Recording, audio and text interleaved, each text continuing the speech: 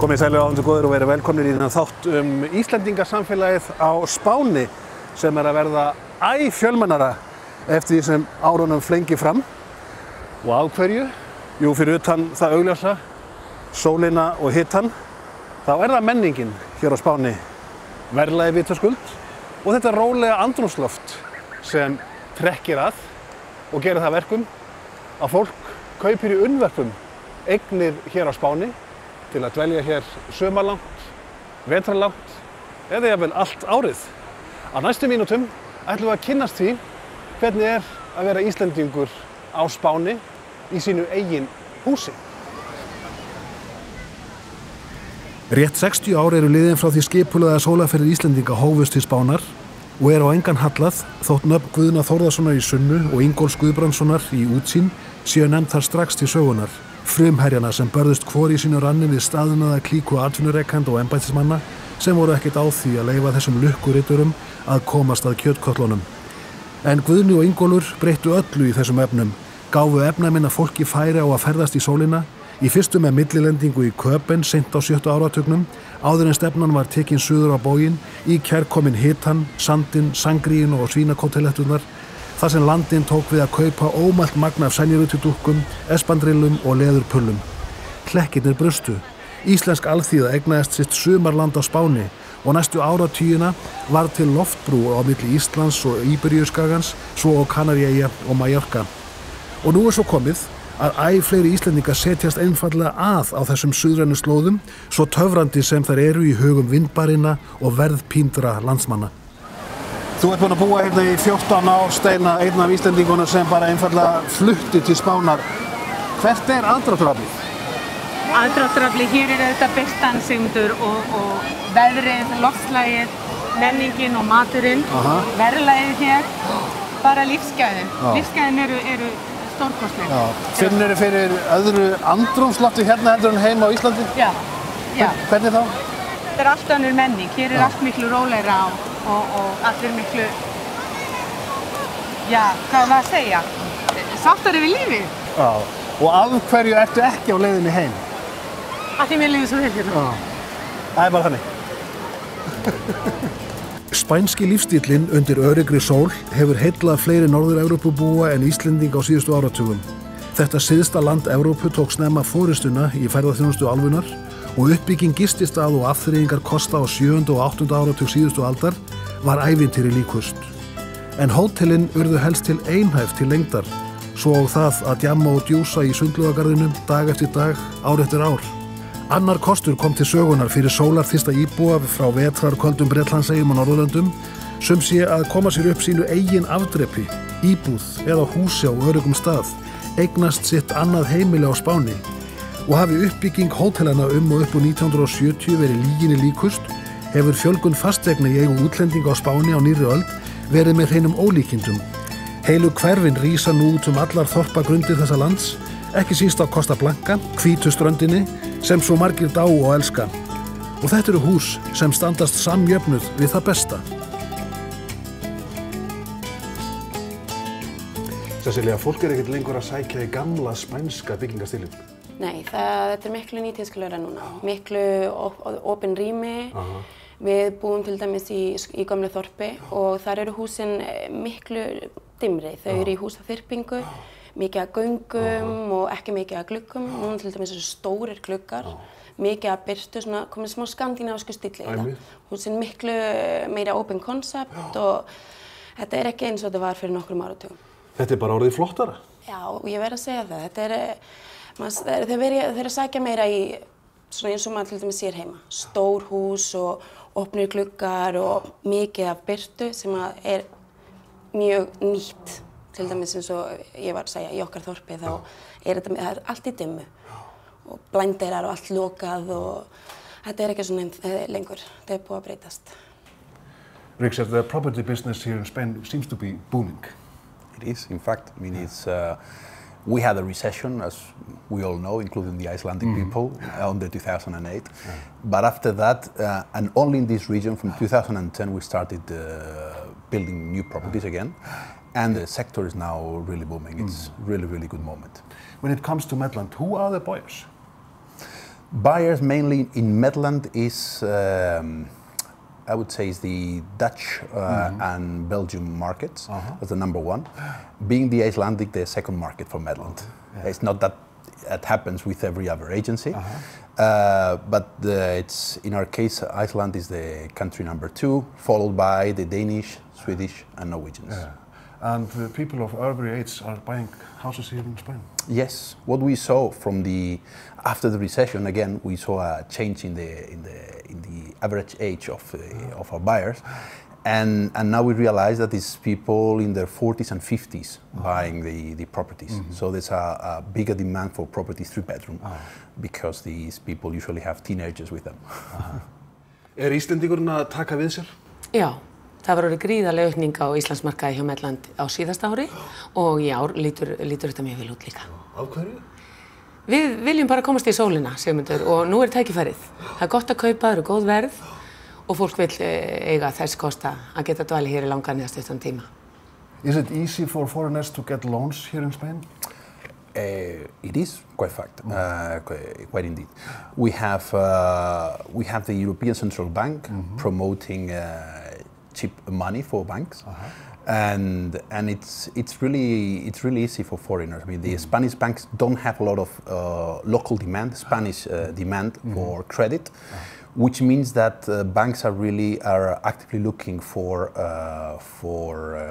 people to get loans from other countries. So it's not difficult to get a loan of even up to 70% of the evaluation of the property. Tell me something about the interest rate. It seems to be fair comparing to Iceland.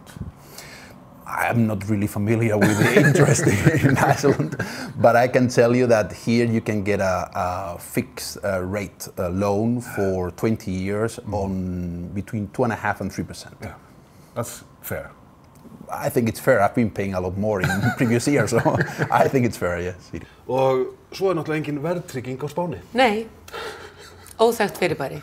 Algjörlega. Fastar afborganir, fastir vextir og alltaf greiddur niður höfuðstóll í hverju mánuði. Sem munar miklu.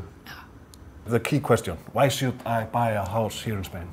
Well, obviously, Spain has a lot of advantages compared with other markets.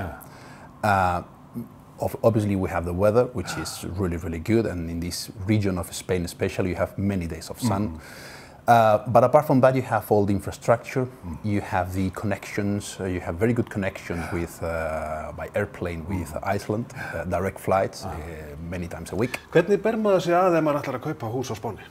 Þá hefur maður fyrst og fremst náttúrulega samband við einhver þjónustaðila, til dæmis mig, bókar ferð eða dag í að skoða með mér bæði svæðin og eignirnar. Við tökum svo við þegar búið að taka ákvörðun og komum fólki í hendur á lögmanni, sækjum spænskar kennitölur, opnum bankareikning og fylgjum okkar kúnnum alla leið og tökum meira segja þátt í að hjálpa þeim við að kaupa húsgögn og tengja internet og annað slíkt. Það allur pakkinn? Allur pakkinn.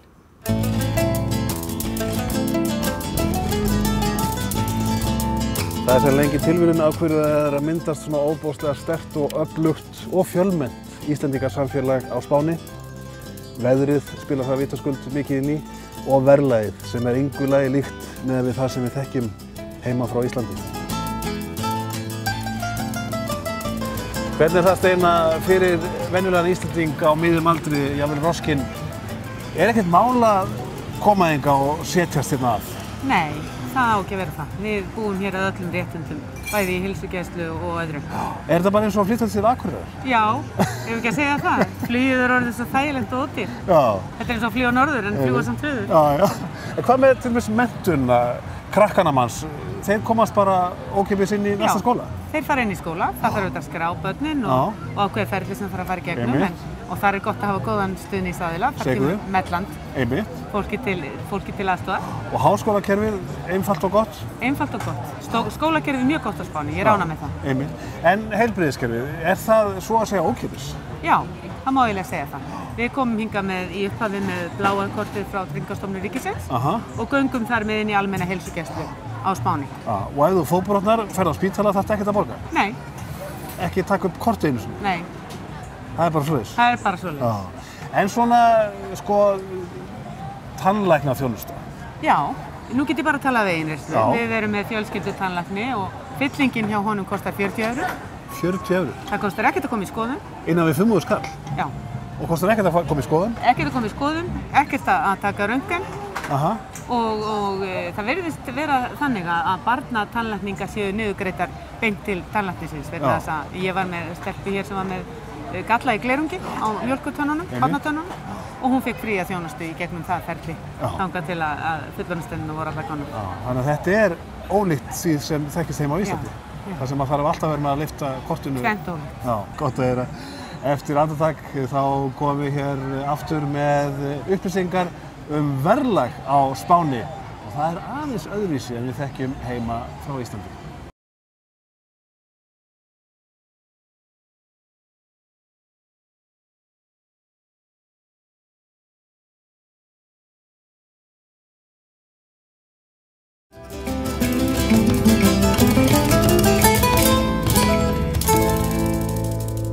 Svo er það mollin á Spáni, þau vantar ekki, mörg hver ægistór, eins og til dæmis Senja Boulevard sem er það stærsta í Valencia sýslu og býður upp á einstaklega óíslensk verð. Kíkjum aðeins í búðir. Steina, þú ert vanari spænskum búðum en ég. Verðlagi hérna, er það almennt séð helmingi lægra en heima á Íslandi? Já, það er almennt séð. Sérlega í hvað var það fatnað og matvöru sem þetta. Og það er bara helmingi lægra? Já. En hvað með svona til dæmis húsbúnað? Möblur og húsbúnað, þar ertu kannski örlítið minni mun á verðinu, en þó er það líka ódýrara. Aha. Þannig að við erum að tala nauðsynjavöruna helmingi lægri en heima á Fróni. Já. Þannig að það er gott að búa hérna. Það finnst mér.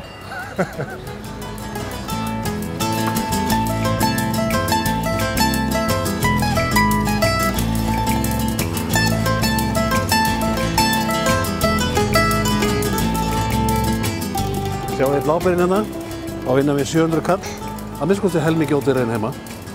Heill lax á 1200–1300 krónur. Vinsæll ostur eins og Emmental á vel innan við 300 kall.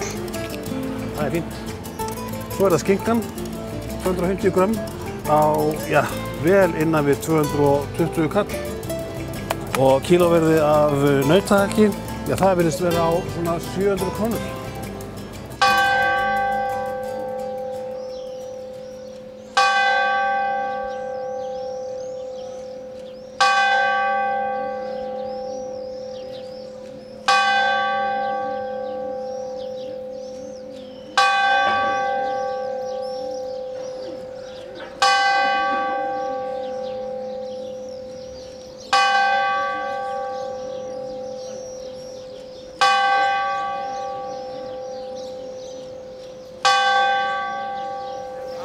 Svo er það spænsku vínin. Verðið á þeim er náttúrulega bara hlægilegt. Hérna erum við til dæmis á dæmigerðum markaði, sveitamarkaði. Já. Og hér færðu bara vínið af tunnum á svona flöskur. Já, plastflöskur. Já. Og lítrinn, hann kostar 200 krónur íslenskar. 200 krónur íslenskar. Lítir, 1 lítri, 200 krónur íslenskar. Bara af fínustu vínum. Já, þetta er bara venjulegt borði. Já. Svo getur þú náttúrulega keypt þér gæðavín út úr búð á örlítið meiri pening en ekki. Já, en bara svona meðal gott rauðvín á borðið, 200 krónur. 200 krónur, lítið. Og bjórinn, dósinn út úr búð er á svona 50 krónur held ég. 50 krónur. 50 krónur. Og stór bjór á krá er svona innan við 200 kall. Innan við 200. Já. Þetta er hlægilegt. Ef ekki fókur? En fáum okkur.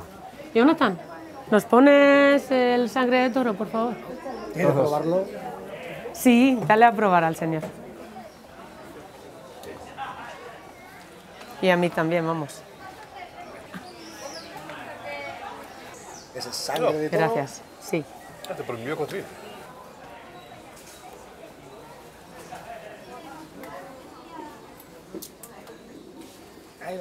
Gracias. Og hérna er náttúrulega hægt að fata sig upp fyrir slikk. Já. Eigum við að dressa þig upp sem við? Það ekki? Jú. Fínt bólur hérna. Þessar buxur eru dálítið hippalegar. Þetta er hippalegt. Og ekki prófa? Skelltu þér í þetta. Já. Sko, nýr maður fyrir 2000 kall á fatamarkanum í Almaradí. Sú var tíðin að spænski maturinn var svo framandi í munni og meltingafærum Íslendinga að þeir fluttu með sér turnbauta og annan niðurstóðin mat að heiman til að lifa af svaðilförina á suðrænum slóðum. Og svo ókunn voru mörg kryddin og ekki síst olíurnar og hvítlaukurinn að það sveif á sumt fólk við að þefa þvíum líkri pestarfílu. Nú öldun önnur og Íslendingar elska spænskan mat sem í grunninn einmitt búinn til úr olíu og hvítlauk, salti og sítrónu og helst nógu af því öllu saman með kryddað rauðvín innan seilingar. Spánverjinn, hann gerir svolítið vel við sig, bæði í mat og drykk. Já, hann gerir það. En það hráefnið hér Sigmundur fyrsta flokks. Já. Ferskt sjávarfang hér vinsælt og ferskt grænmeti, ferskir ávextir, þú getur rétt ímyndað. Og Spánverjinn borðar oft, en ekkert endilega mikið. 5 sinnum á dag. 5 sinnum á dag? Aðalmáltíðin klukkan 2. Já. Og nú klukkan að slá í 2, þannig að nú ætla ég að láta þig borða. Já, hér á Valenti. Hér á Valenti. Þetta ekki staður sem var gerður í gær? Nei, þessi gamall og góður síðan 1964 og hér vinsælt að koma helgar á sunnudögum með fjölskylduna og gæða sér á típiskum afurðum hér við austurströnd Spánar. Yo la cámara te encantado. Si invitamos a los islandeses a comer algo típico de la zona. Ahí debe ser la mesa. Gracias, Sergio. Steinar, hvað á maður að borða á Spáni? Íslendingurinn fer oft bara í pizzuna eða einhvern ræfinsmat en spænski matur er náttúrulega alveg svakalega góður. Fyrsta flokks. Maður á að borða það sem Spánverjarnir borða, sjávarréttina, skelfiskinn, grænmetið, ávextina, kjötið, fyrirtaks lambakjöt á Spáni, Já. Og hér á ströndinni auðvitað ætla ég að bjóða ykkur upp á sjávarfang. Það er bara tilheyrir. Hvað einkennir spænska matinn? Er þetta ferskar hráefni eða? Ferskt hráefni, einfalt hráefni, ólífólía, sítróna, hvítlaukur og punktur. Engin flókin krydd, bara ferskur matur og einföld matargerð. Hvað svona uppáhaldsmaturinn þinn á Spáni? Er hann til?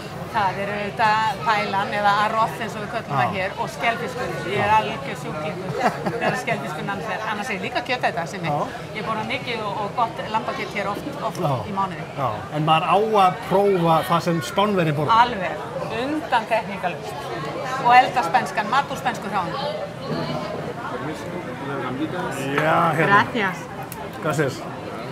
Þetta er flott. Þetta er alveg. Þetta eru rækjur sinni. Já, þetta eru rækjur. Já. Og nú á maður að borða með höndunum. Já. Það skemmtilegast. Mér líst vel á það. Og sleikja upp puttana. Ferskt og einfalt. Beint úr hafinu. Já.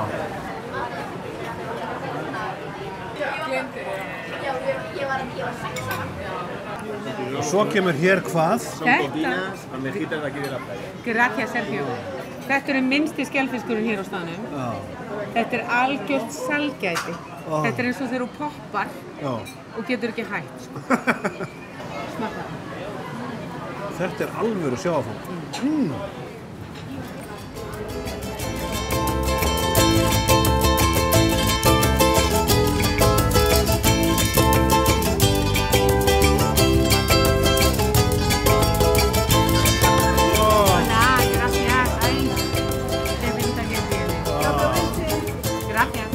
Þetta er hinn hefðbundna paella. Heldur betur. Sem getur verið með alls konar hráefni, eða ekki? Jú. Okkar uppáhalds paella með kanínukjöti. Já. En þeir nota sítrónu nánast bara í allt? Á allt. Við erum á ekta sítrónusvæði hér. Það eru sítrónuakrar allt í kringum okkur. Og sítrónan er notuð út á allan mark. Já. Og bragðið svíkur ekki?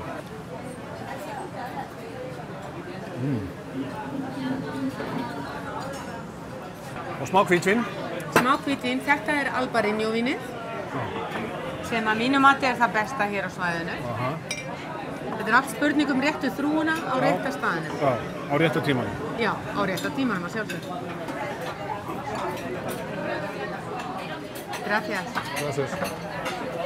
Skål. Þetta verður ekki mikið betra? Það gerist ekki mikið betra. Og svo fá maður sér snafs líka svona í lokin. Já. Það er spænskt. Það er spænskt til að bæta meltinguna. Já, og svo að betur. Já. Þetta er hierbas. Beint úr hér að hennu. Svo erum við með anís hér. Já. Og svo rjómalagaðan rómlíkjur. Og maður sést sofna betur. Já, og hvílist vel. Svona er þess á það að vera. Þegar maður búinn að dvelja í nokkra daga á Spáni, prófa verðlagið og veðrið og allt umkring, þá skilur maður alveg á hverju Íslendingar eru að flykkjast hingað að Spánarströndum. Barbara Birgisdóttir ljósmyndari hefur ásamt manni sínum, Lofti Guðnasyni og nokkrum hundum búið á Spáni árabil, en þar áður á Flórída, New York og Kaupmannahöfn. En af hverju Spánn eftir allt saman en ekki Ísland, Bandaríkin eða Danmörk? Já, það var nú eiginlega hálfgert slys. Það var jólafrí sem við ætluðum okkur eiginlega ekki að fara í, næstu ég hætt við. Og komum frá skítakvölda í Kaupmannahöfn og hingað í sólina og birtuna á Spáni. Aha. Og ég sagði bara við manni minn, af hverju flytjum við ekki bara hingað? Já. Hvað erum við að gera þarna? Þannig að bara nokkrum mánuðum seinna þá vorum við búin að fjárfesta í ómörgum húsum. Já. Og bara finnst æðislegt að vera hérna á enduðum í þessum litla bæ sem alveg frábær. Elska hérna. En af hverju Algorfa? Þetta sveitaþorp. Já, ég hef nú alltaf verið svona stórborga kona en þetta þú veist, þú kynnist öllum hérna.